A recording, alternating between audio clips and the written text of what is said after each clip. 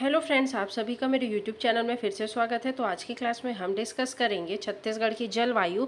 यहाँ से हम कुछ महत्वपूर्ण प्रश्न उत्तर देखेंगे जो कि आपके मंडे उपनिरीक्षक, परिवहन आरक्षक और एसआई भर्ती जैसी परीक्षाओं के लिए काफ़ी महत्वपूर्ण प्रश्न रहेंगे। तो चलिए देखते हैं आज का पहला क्वेश्चन। आज का पहला क्वेश्चन है, छत्तीसगढ़ को कितने कृषि जलवायु क्षेत्रों में बांटा गया है? तो कितने जलवायु क्षेत्रों में बांटा गया है भाई?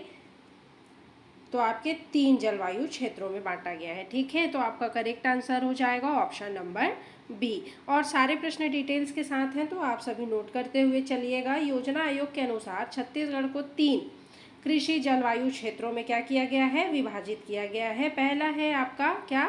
छत्तीसगढ़ का मैदान, दूसरा है आपका बस्तर का पठार और तीसरा है पहाड़ी उत्तरी क्षेत्र। ठीक है, नोट कर लीजिएगा। नेक्स्ट क्वेश्चन है, छत्तीसगढ़ का उत्तरी पहाड़ी क्षेत्र किस कृषि जलवायु क्षेत्र का हिस्सा है? तो किस कृषि जलवायु क्षेत्र का हिस्सा है भाई? उत्तरी पहाड़ी का जो क्षेत्र है आपका, तो ये आपके पूर्वी पठार पहाड़ी का क्षेत्र है। ठीक है, पूर्वी पठार पहाड़ी क्षेत्र का हिस्सा है। तो आपका करेक्ट आंसर हो जाएगा ऑप्शन नंबर बी। चलिए, यह क्षेत्र पूर्व पठार और पहाड़ी क्षेत्र के अंतर्गत आता है आपका। चलिए नेक्स्ट देखते हैं, चावल गेहूं फसल प्रणाली मुख्य रूप से किस जलवायु प्रदेश में प्रचलित है? तो किस जलवायु प्रदेश में प्रचलित है भाई? तो ये आपके छत्तीसगढ़ मैदान में के जलवायु में जो है प्रचलित है। ठीक है, आपके चावल गेहूं और फसल। तो आपका करेक्ट आंसर हो जाएगा ऑप्शन नंबर ए। चलिए, छत्तीसगढ़ के मैदान में जहाँ सिंचाई की सुविधा है, खरीफ में धान और रबी में गेहूं या चना की खेती की जाती है। ठीक है, खरीफ में धान और रबी में गेहूं और चना की खेती। चलिए नेक्स्ट क्वेश्चन, कोदो कुटकी जैसे लघु धन्य फसलें मुख्य रूप से किस जलवायु प्रदेश में उगाई जाती हैं? तो किस जलवायु प्रदेश में? तो आपके बी और सी दोनों में। ठीक है, बस्तर का पठार और उत्तरी पहाड़ी क्षेत्र में जो कि है आपका कोदो कुटकी जैसे लघु धन्य फसलें जो है मुख्य रूप से उगाई जाती हैं। ठीक, चलिए देखते हैं डिटेल्स। बस्तर के पठार और उत्तरी पहाड़ी क्षेत्र की कम उपजाऊ और असिंचित भूमि मोटे अनाजों की खेती के लिए उपयुक्त होती हैं। ठीक है, कम उपजाऊ भूमि और असिंचित भूमि जो कि है आपके मोटे अनाज की खेती के लिए उपयुक्त होती हैं। चलिए नेक्स्ट क्वेश्चन, छत्तीसगढ़ के किस जलवायु प्रदेश में लैटेराइट मिट्टी की प्रधानता है?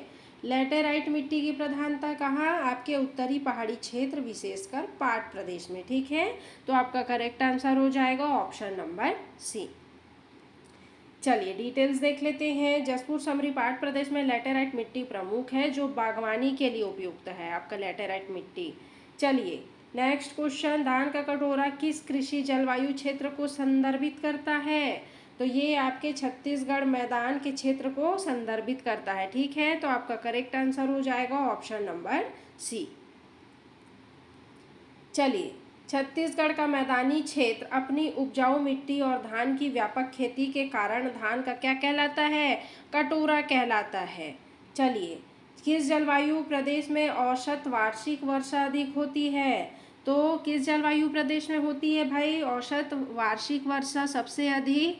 तो आपके उत्तरी पहाड़ी क्षेत्र जसपुर और सामरीपाट। ठीक है, उत्तरी पहाड़ी क्षेत्र में जो कि है आपका औसत वार्षिक वर्षा होती है। तो आपका करेक्ट आंसर हो जाएगा ऑप्शन नंबर सी।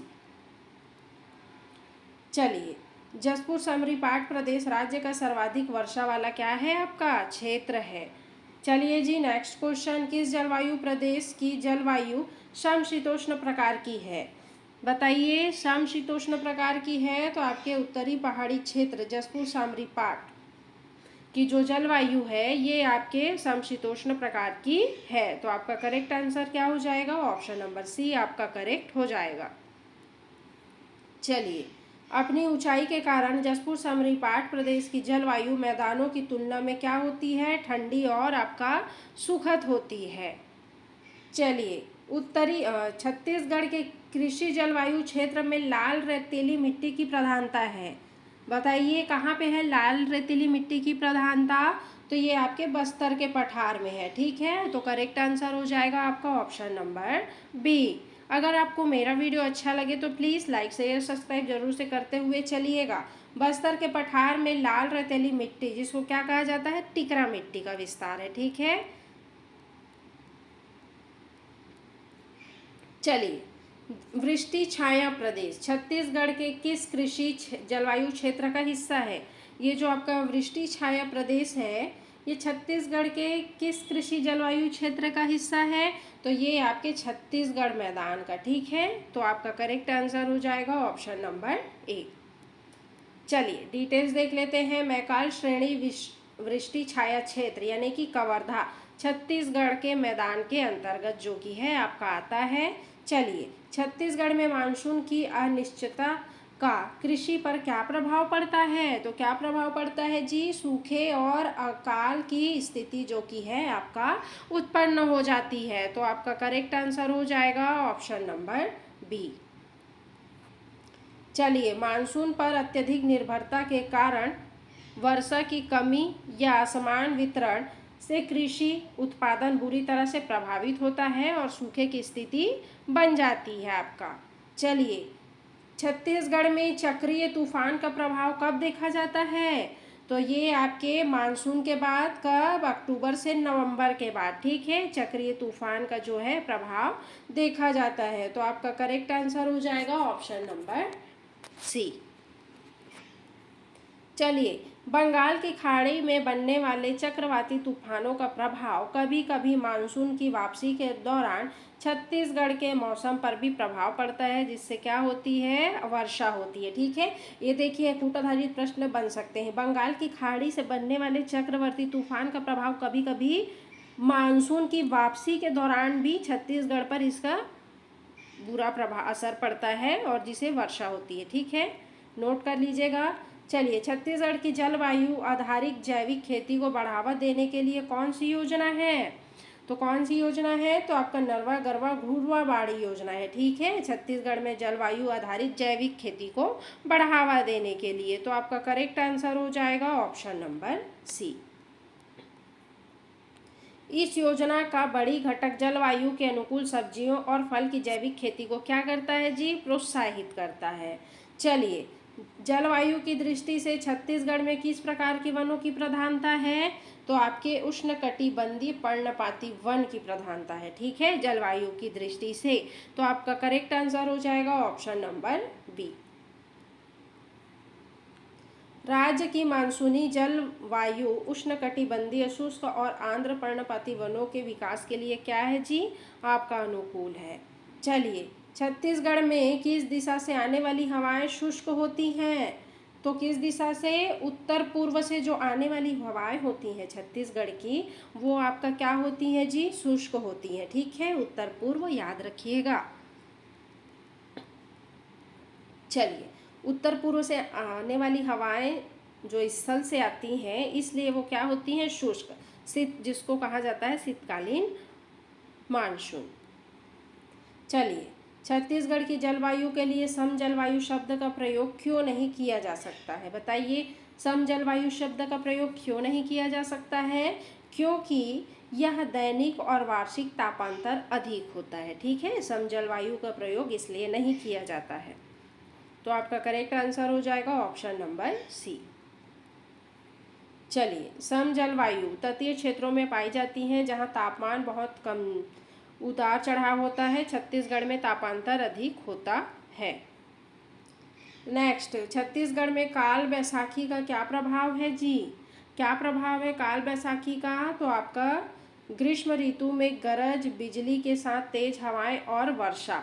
ठीक है, काल बैसाखी का प्रभाव है छत्तीसगढ़ में। तो आपका करेक्ट आंसर हो जाएगा ऑप्शन नंबर सी। चलिए, काल बैसाखी नर्वस्टर का स्थानीय नाम है जो गर्मियों में छोटा नागपुर पठार क्षेत्र में उत्पन्न होते हैं और हिंसक तूफान है। इसका प्रभाव जशपुर और पूर्वी क्षेत्रों पर पड़ता है। ठीक है, काल बैसाखी का। चलिए, छत्तीसगढ़ में सबसे कम औसत तापमान किस जिले में रहता है? तो ये आपके सरगुजा जिले में रहता है कम औसत तापमान। ठीक है, तो आपका करेक्ट आंसर हो जाएगा ऑप्शन नंबर डी। चलिए, उत्तरी पहाड़ी क्षेत्र होने के कारण सरगुजा जिले का औसत वार्षिक तापमान मैदानी जिलों की तुलना में क्या रहता है जी? कम रहता है। चलिए, छत्तीसगढ़ में वर्षा की परिवर्तनशीलता का क्या अर्थ है? क्या अर्थ है भाई वर्षा की परिवर्तनशीलता का छत्तीसगढ़ में? क्या अर्थ है? तो वर्षा औसत वार्षिक वर्षा में साल दर साल बहुत अधिक उतार चढ़ाव होता है। तो आपका करेक्ट आंसर हो जाएगा ऑप्शन नंबर बी। वर्षा की उच्च परिवर्तनशील कृषि के लिए एक बड़ा जोखिम है, क्योंकि किसी वर्षा बहुत अधिक और किसी वर्षा बहुत कम हो सकती है। इसको कृषि कर लीजिएगा, कृषि, ठीक है। कृषि वर्षा बहुत अधिक और कृषि वर्षा बहुत। चलिए नेक्स्ट, छत्तीसगढ़ की जलवायु को उपद्र क्यों कहा जाता है भाई? तो क्यों कहा जाता है? क्योंकि यहाँ ना तो अधिक आर्द्रता और ना ही बहुत अधिक शुष्कता, ठीक है, तो इसीलिए कहा जाता है उपद्र। तो आपका करेक्ट आंसर हो जाएगा ऑप्शन नंबर सी। उपद्र जलवायु मध्य वर्षा और आर्द्र की विशेषता है आपकी, ठीक है।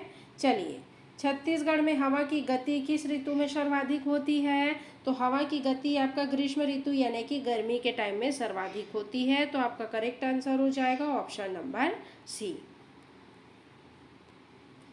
ग्रीष्म ऋतु में विशेषकर मानसून के आगमन से पहले हवा की गति तेज होती है।